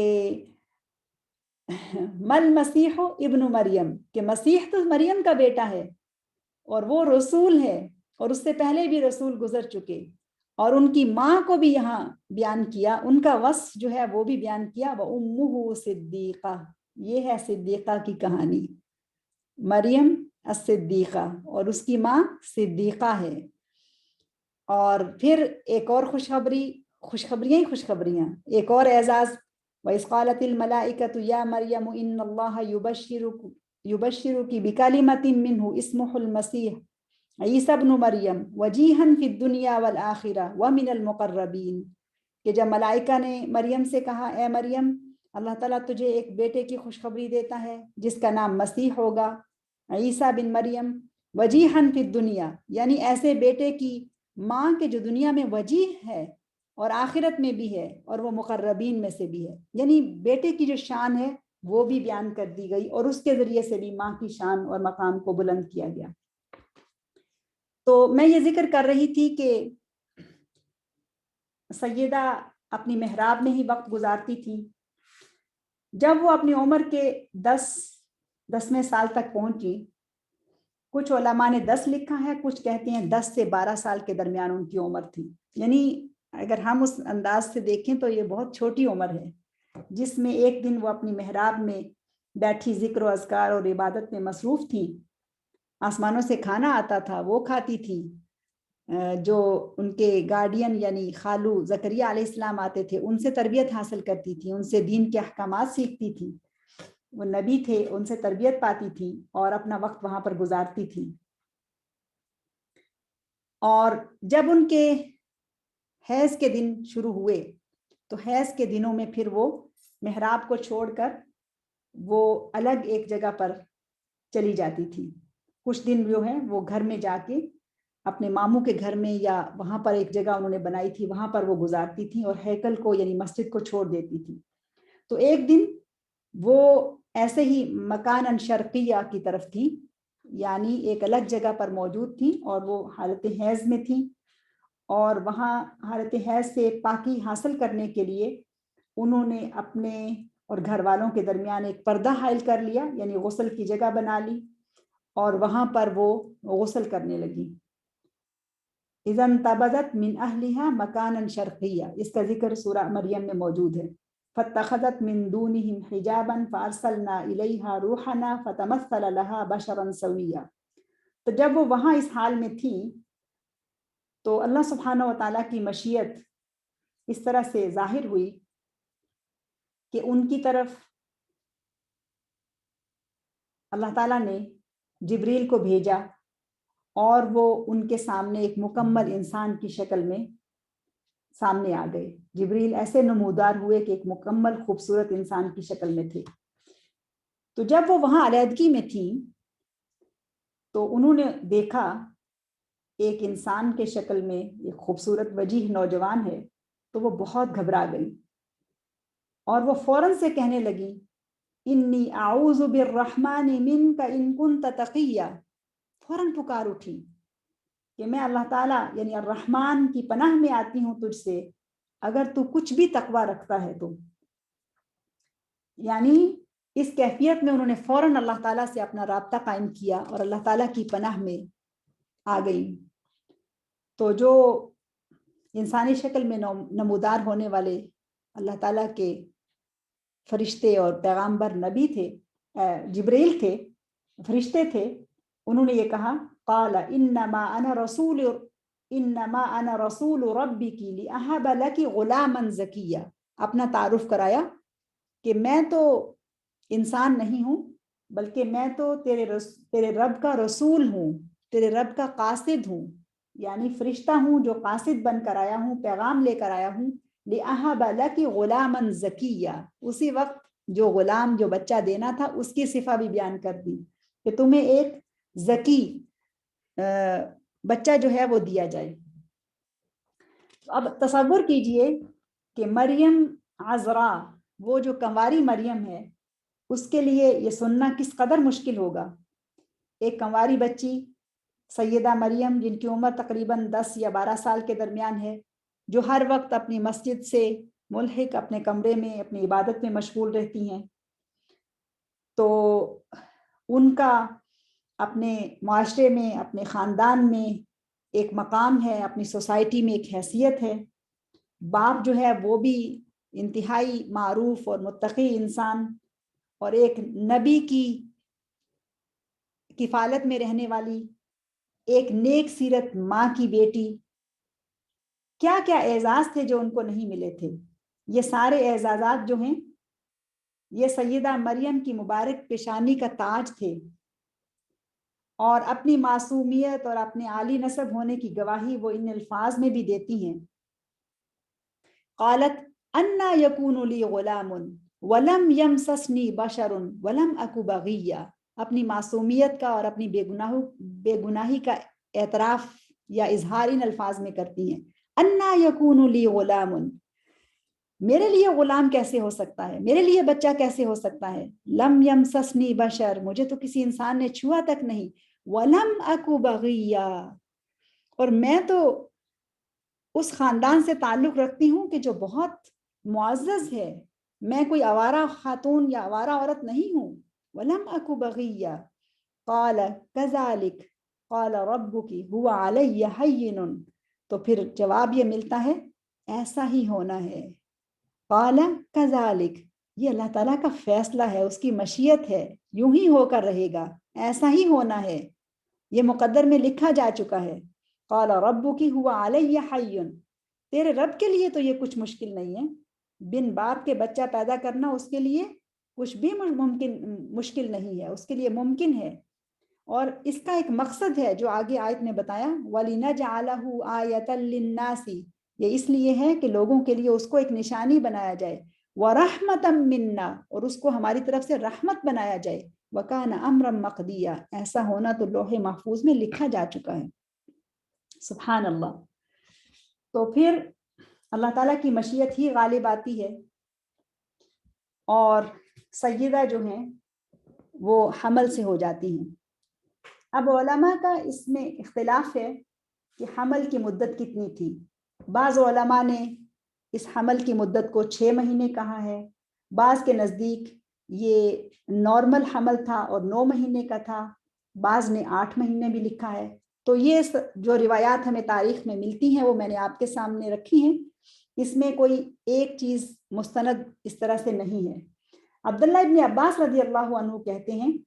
کہ اگر عیسیٰ علیہ الصلوۃ والسلام کی ولادت جو ہے وہ معجزانہ تھی تو ان کا حمل جو ہے وہ بھی معجزانہ تھا. سیدہ مریم جو ہیں، سیدنا عبداللہ ابن عباس جو مفسر القرآن ہیں، ان کے قول کے مطابق سیدہ مریم کا حمل جو ہے وہ بھی 1 گھنٹے کا تھا اور ان کی ولادت جو ہے وہ بھی 1 گھنٹے کی تھی. ساعہ واحدہ کان الحمل اور والولادت فی ساعہ واحدہ، یعنی حمل بھی 1 گھنٹے کا اور ولادت بھی 1 گھنٹے کی تھی. اور مقاتل رحمہ اللہ جو ایک اور بڑے مفسر ہیں وہ کہتے ہیں کہ سیدہ مریم کا حمل جو ہے وہ بھی یہ کہتے ہیں کہ ان کا حمل بھی 1 گھنٹے کا تھا اور اس کے بعد ان کا جو ولادت ہے، ان کی جو عیسیٰ علیہ الصلوۃ والسلام کی ولادت ہے وہ بھی 1 گھنٹے کی تھی. اور ان کے بقول اس وقت سیدہ مریم علیہ السلام کی عمر جو ہے وہ صرف 10 سال تھی. جب حمل کے آثار ان پر واضح ہو گئے اور ان کو لگا کہ اب ولادت کا وقت قریب ہے، تو کوئی اور خاتون، کوئی اور فرد ان کے پاس نہیں تھا اور وہ اللہ تعالیٰ ہی کی طرف سے رہنمائی حاصل کرتے ہوئے اپنی محراب سے نکل کر بیت المقدس میں شرق کی طرف چلی گئیں تاکہ لوگوں کی نظروں سے چھپ سکیں. اور یہ سارا منظر قرآن مجید میں سورہ مریم کے اندر تفصیل سے موجود ہے. اب میں تھوڑا اختصار سے ان آیات کو آپ کے سامنے رکھتی ہوں. فَحَمَلَتْهُ فَانْتَبَذَتْ بِهِ مَكَانًا قَصِيًّا، کہ جب حمل ہو گیا اور پھر اس کے بعد جب ولادت کا وقت قریب آیا تو وہ ایک دور مقام کی طرف، ایک الگ مقام کی طرف چلی گئی. اب تصور میں لائیے کیا عجب آزمائش تھی اس مومنہ خاتون کے اوپر، اور جس کے لیے یہ کہا گیا تھا کہ لیس الذکر کالانثی، اس عورت جیسا کوئی اور لڑکا جو ہے وہ نہیں ہو سکتا. جو خاص اعزاز اور مقام اس خاتون کو ملنا ہے وہ کسی اور کو نہیں مل سکتا. ولادت کا وقت آن پہنچا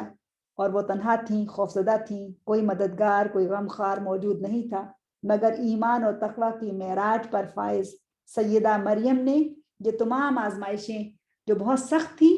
بہت ہمت کے ساتھ ان کو برداشت کیا. اور جب تکلیف شدید ہو گئی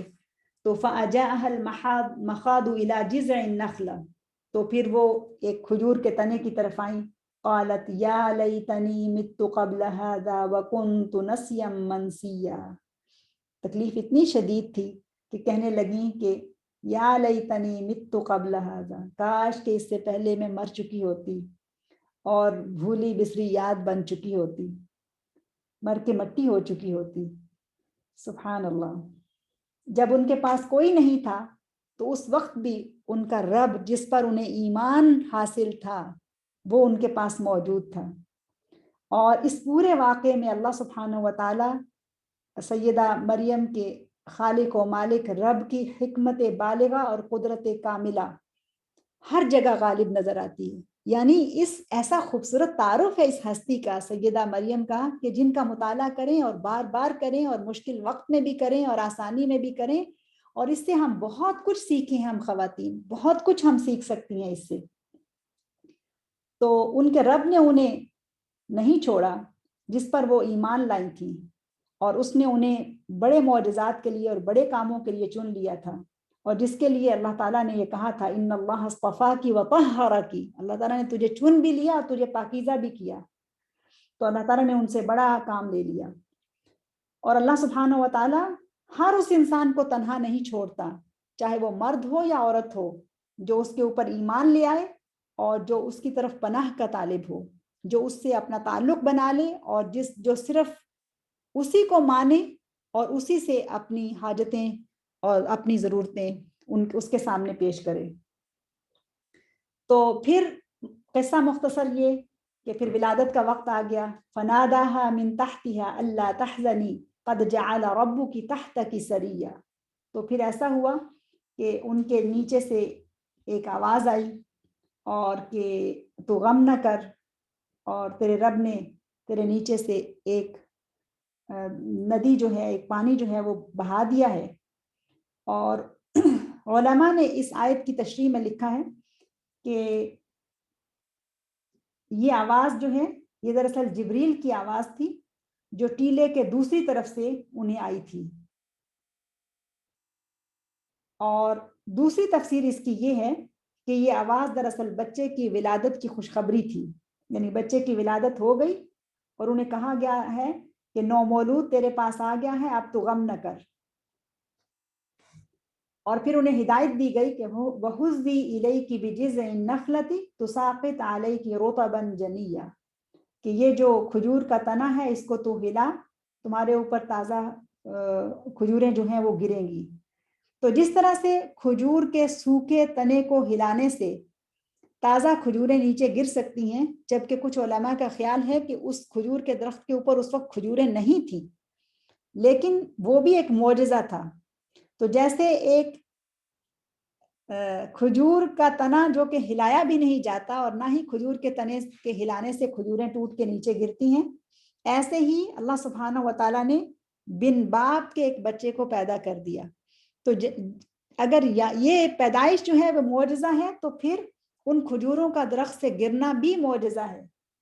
صرف یہ کہ اللہ سبحانہ و تعالیٰ نے اس میں ان کی یہ تربیت کی کہ تمہیں اپنی طرف سے کچھ کرنا پڑے گا، یعنی حُزِّي إِلَيْكِ بِجِذْعِ النَّخْلَةِ، کہ تم اس کھجور کے تنے کو ہلاؤ، یعنی اپنی جتنی بھی ممکن کوشش ہے اس کو تم ضرور کرو، تدبیر اختیار کرو، اور اس کے بعد پھر اللہ سبحانہ و تعالیٰ اسباب پیدا کریں گی. اور پھر نہر بھی جاری ہو گئی، یعنی چشمہ جاری ہو گیا یا ندی جاری ہو گئی، اس سے پانی پیا. بچے کی پیدائش کے فوراً بعد کھجور کھانا، پانی پینا، اور سیدہ مریم جو ہے وہ اس سب کیفیت سے گزر گئی اور گود میں بچہ آ گیا. اب ایک کے بعد ایک معجزات تو وہ دیکھتی ہی چلی آ رہی تھی، وہ خود معجزہ تھیں اور اس کے بعد پھر معجزات ہی ہوتے آئے تھے. اور پھر اللہ سبحانہ و تعالیٰ نے ان کی تعریف میں جو ایک خاص آیت بیان کی، جیسا کہ سیدہ آسیہ بنت مزاحم کے لیے بیان کی تھی، ایسے ہی جہاں ان کے لیے ایک خاص آیت بیان کی، مثال بیان کی، وہاں پر سیدہ مریم کی مثال بھی بیان کی ہے. والتی احصنت فرجها فنفخنا فيها من روحنا وجعلناها وابنها آیة للعالمین. یہ آیت سورہ انبیاء کی ہے، آیت نمبر 91. اور ایک دوسری آیت جو ہے جو سورہ تحریم کی ہے وہ اس طرح سے ہے، وَمَرْيَمَ ابْنَتَ عِمْرَانَ الَّتِي أَحْصَنَتْ فَرْجَهَا فَنَفَخْنَا فِيهِ مِنْ رُوحِنَا وَصَدَّقَتْ بِكَلِمَاتِ رَبِّهَا وَكُتُبِهِ وَكَانَتْ مِنَ الْقَانِتِينَ. اس آیت کو پڑھنے سے معلوم ہوتا ہے یہ وہ خاتون کی جو رب کے فیصلوں کو مانتی ہی چلی گئی. قرآن ان کی گواہی اس طرح سے پیش کرتا ہے. اور ان دونوں آیات کو بعد میں آپ لوگ نکالیے گا، سورہ الانبیاء کی آیہ نمبر 91 اور سورہ التحریم کی آیہ نمبر 12. اور اس میں دو لفظ میں آپ کے سامنے رکھ رہی ہوں، ان کے اوپر غور کیجئے گا. پہلی آیت جو سورہ الانبیاء کی آیہ نمبر 91 ہے، اس میں ہے فَنَفَخْنَا فِيهَا مِن روحنا، تو اس میں فیہا ہے، یعنی ہم نے اس عورت یعنی مریم کی طرف ضمیر کی نسبت ہے، اپنی روح پھونک دی اور اسے اور اس کے بیٹے کو تمام دنیا کے لیے نشانی بنا دیا. اور جو دوسری آیت ہے اس میں ہے فَنَفَخْنَا فِيهِ مِن روحنا، ہم نے اس میں اپنی روح پھونک دی. تو علماء نے یہاں پر ایک بہت دلچسپ بات لکھی ہے، وہ یہ کہ ایک جگہ پہ فَنَفَخْنَا فِيهَا مِن روحنا اور دوسرے میں فَنَفَخْنَا فِيهِ مِن روحنا کہا گیا ہے. اس میں فیہا اور فیہی میں کیا فرق ہے؟ تو وہ یہ کہتے ہیں کہ پہلی جو آیا ہے انبیاء کی، اس میں سارے انبیاء کا ذکر ہے اس آیت سے پہلے، اور انبیاء میں یعنی ابراہیم علیہ السلام، لوط، موسیٰ، زکریا، یحییٰ علیہم السلام سب کا ذکر کرنے کے بعد سیدہ کا ذکر آیا اس آیت میں، واللتی احسنت فرجہا، لیکن اس میں سیدہ کا نام نہیں ہے، اس میں سیدہ کے لیے جو استعمال کیا وہ اسم موصول اللتی کہا، مریم نہیں کہا بلکہ اللتی احسنت فرجہا، وہ عورت کے جس نے اپنے فرج کی حفاظت کی تو ہم نے اس کے اندر اپنی روح پھونک دی۔ لیکن سورہ التحریم میں، سورہ التحریم جس سیاق میں بیان ہو رہی ہے وہاں پر ان کا نام لیا، تو پہلی جو آیت ہے اس میں یہ پتہ چلتا ہے کہ وہاں پر نام اس لیے نہیں لیا کہ اس سے پہلے جتنے بھی نام آ رہے تھے وہ سب انبیاء کے نام تھے، ابراہیم، لوط، موسیٰ، زکریا، یحییٰ علیہم السلام، اور وہاں پر سیدہ مریم کا نام نہیں لیا، اس لیے وہی لیست نبیہ، کہ وہ نبی نہیں تھی۔ اگر وہاں ان کا نام لے لیا جاتا تو ان کا نام نبی کی انبیاء کی فہرست میں آ جانا تھا۔ میرا خیال ہے آپ اس پوائنٹ کو انشاءاللہ سمجھ جائیں گی، بہت دلچسپ پوائنٹ ہے یہ، قرآن کی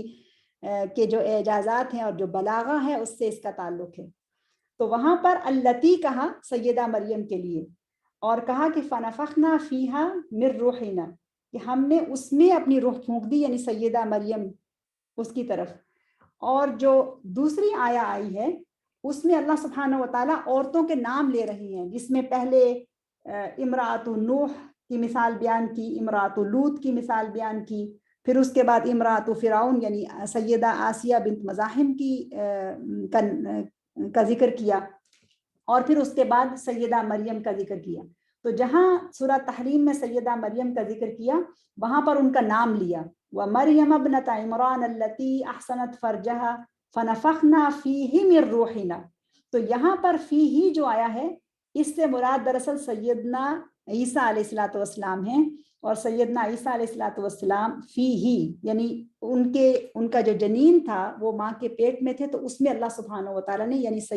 سیدنا عیسیٰ علیہ السلام میں اللہ تعالیٰ نے اپنی روح پھونک دی، اور سیدنا عیسیٰ جو ہیں ان کو اللہ نے نبی بنایا، ماں کو نبی نہیں بنایا لیکن اللہ سبحانہ وتعالیٰ نے بیٹے کو نبی بنایا۔ تو دونوں آیات میں، ایک میں فیہا اور دوسرے میں فیہی، اور ایک میں نام کا ذکر نہ ہونا سیدہ کا اور دوسرے میں نام کا ذکر ہونا، یہ بتاتا ہے کہ سبحان اللہ، اللہ سبحانہ وتعالیٰ کا کلام کس قدر بلیغ ہے اور کس قدر اس کے اندر اعجازات ہیں اور بلاغہ ہے اس کے اندر۔ تو غیر متزلزل ایمان والی خاتون، تو یہاں پر علماء نے ایک اور بہت دلچسپ بات لکھی ہے، وہ یہ کہ معجزات قبول کرنا کمزور ایمان والے لوگوں کا کام نہیں ہوتا، یعنی اللہ تعالیٰ جن کو معجزات دکھاتا ہے نا وہ لوگ ہوتے ہیں کہ جو غیر متزلزل ایمان کے مالک ہوتے ہیں، وہ شک اور وسواس اور شبہوں کا آسانی سے شکار نہیں ہوتے، اور جو لوگ شک اور وسوسوں کا شکار ہوتے ہیں ان کو اللہ تعالیٰ معجزات نہیں دکھاتا۔ یہ ہم دیکھتے ہیں ہمارے ارد گرد جو لوگ کبھی کبھی معجزات پہ یقین کر لیتے ہیں اور وہ بالکل جھوٹے چیزیں ہوتی ہیں، یعنی معجزہ نہیں ہوتا اس کو بنا لیتے ہیں، تو اگر اللہ تعالیٰ کسی کمزور ایمان والے انسان کو معجزہ دے تو وہ تو شرک میں مبتلا ہو جائے گا، اور وہ تو اپنے ایمان سے بھی ہاتھ دھو بیٹھے گا، وہ تو اس کے کئی غلط رنگ جو ہے وہ نکال لے گا۔ تو ایمان ایسا کسی کا ہو کہ جو غیر متزلزل ہو، اللہ سبحانہ وتعالیٰ انہی لوگوں کو آزماتا ہے اور ان کو پھر معجزات بھی دیتا ہے۔ تو مختصر قصہ یہ کہ پھر وہ ماں سیدہ مریم اپنے بچے کو گود میں اٹھائے اپنے قوم کے پاس آئیں، تو پھر کیا ہوا، قوم نے تو سر پیٹ لیا اور ان کو بہت بڑا صدمہ پہنچا، اتنے بڑے خاندان، اتنے نیک خاندان سے تعلق، تو وہ تو پریشان ہو گئے اور پکار اٹھے، یا اخت ہارون ما کان ابوک امرأ سوء وما کانت امک بغیہ، اے ہارون کی بہن، نہ تیرا باپ برا انسان تھا اور نہ ہی تیری ماں کوئی بری عورت تھی۔ یعنی یہاں پر وہ ان دونوں سیدہ کے ماں اور باپ دونوں کا ذکر کر رہے ہیں، یعنی دونوں کا ایک خاص مقام اور مرتبہ تھا، اور دونوں کو ہی جو ہے وہ وہاں پر بیان کرتے ہیں، اور ان کے واسطے سے وہ سیدہ سے بات کرتے ہیں۔ اب یہاں پر بھی سیدہ مریم جن کی عمر 10 سال ہے یا 12 سال ہے، لیکن غیر متزلزل ایمان، ہمت اور استقامت کا پہاڑ، ایک عورت ہی ہے نا, سوچیں تو ذرا, ہماری ہی جیسی ایک عورت ہے, لیکن ایمان کے اعلیٰ مقام پر فائز, وہ ایسی ثابت قدمی کے ساتھ, ایسی جرأت کے ساتھ وہ یہ کہتی ہیں, فاشارت الیہ, اپنے بچے کی طرف اشارہ کر دیتی ہیں. اس قصے میں خواتین کے لیے بہت سبق ہیں. فاشارت الیہ,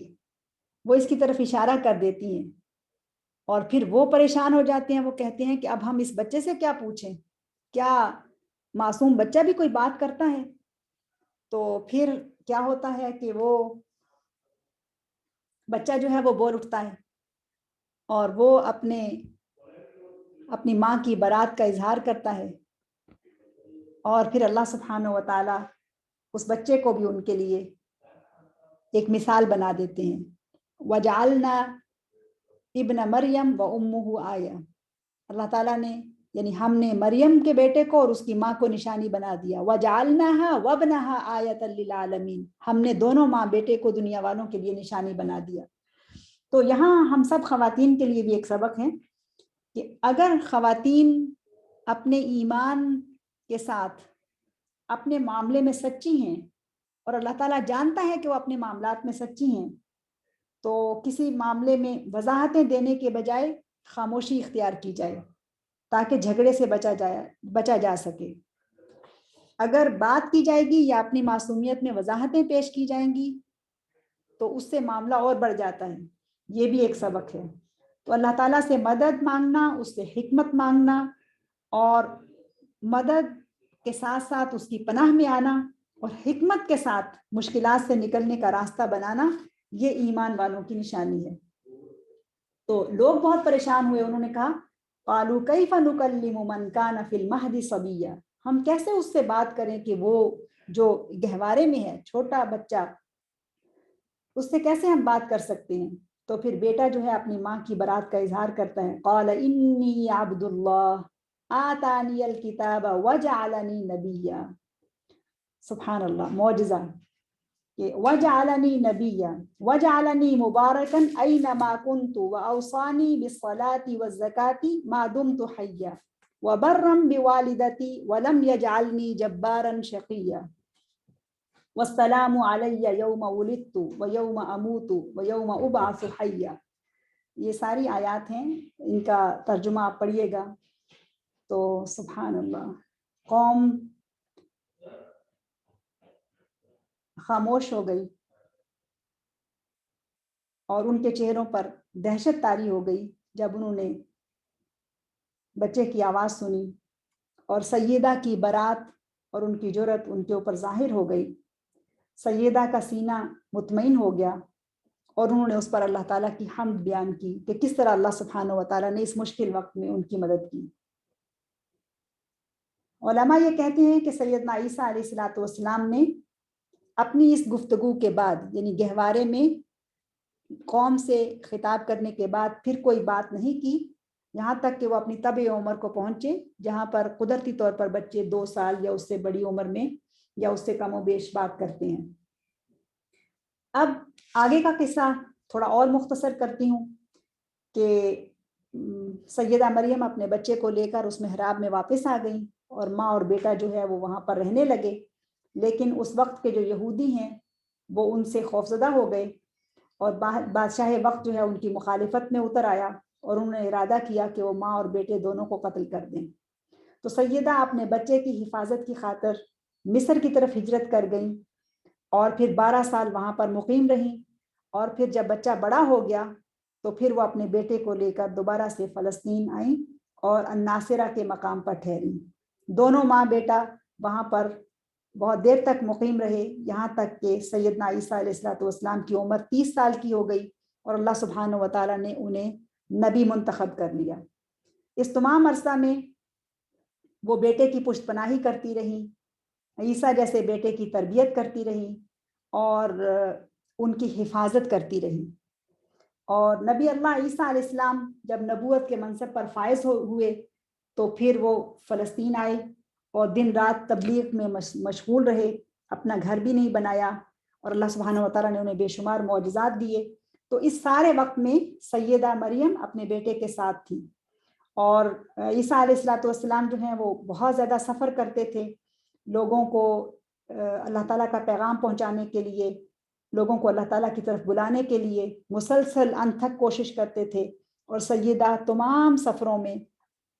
اپنے بیٹے کی تائید و نصرت کرتی تھیں اور ان کے ساتھ ساتھ تھیں، اور جو بھی مشکلات اللہ تعالیٰ کے راستے میں پیش آ رہی تھیں ان کو بہت خندہ پیشانی سے اور صبر کے ساتھ وہ برداشت کر رہی تھیں، یہاں تک کہ دشمنوں کی دشمنیاں اور مخالفین کی مخالفتیں بڑھتی ہی چلی گئیں، اور پھر ماں اور بیٹے کی جو زندگی ہے وہ مشکل سے مشکل تر ہوتی چلی گئی۔ لیکن اس تمام مشکل کے باوجود بھی ماں اور بیٹے کی جو استقامت ہے اس میں لغزش نہیں آنے پائی۔ جب حالات سنگین ہو جاتے تھے سیدنا عیسیٰ علیہ السلام کے لیے تو وہ واپس اپنی ماں کے پاس آتے تھے، اور سیدہ ان کو حوصلہ دیتی تھی، ان کو تسلی دیتی تھی، ان کو اللہ سبحانہ و تعالیٰ کے اوپر مزید قوت کے ساتھ ایمان لانے کی تلقین کرتی تھی،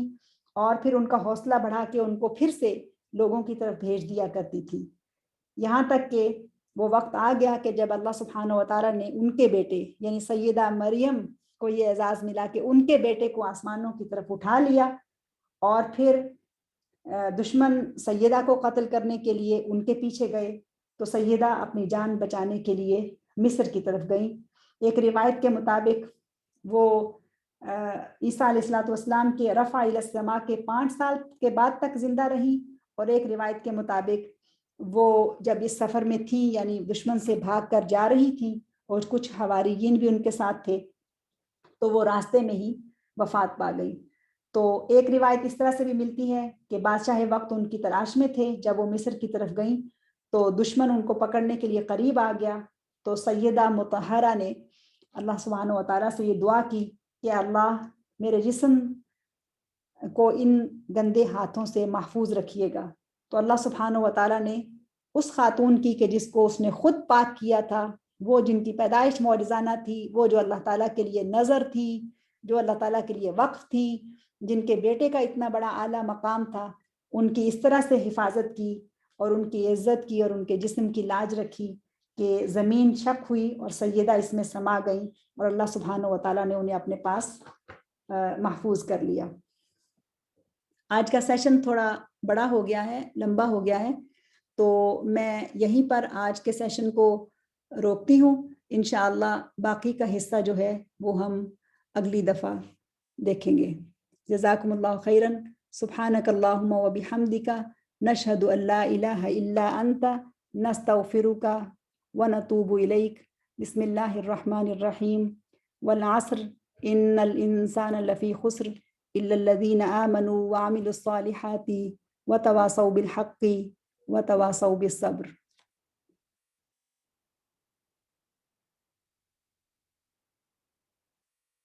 السلام علیکم ورحمۃ اللہ وبرکاتہ۔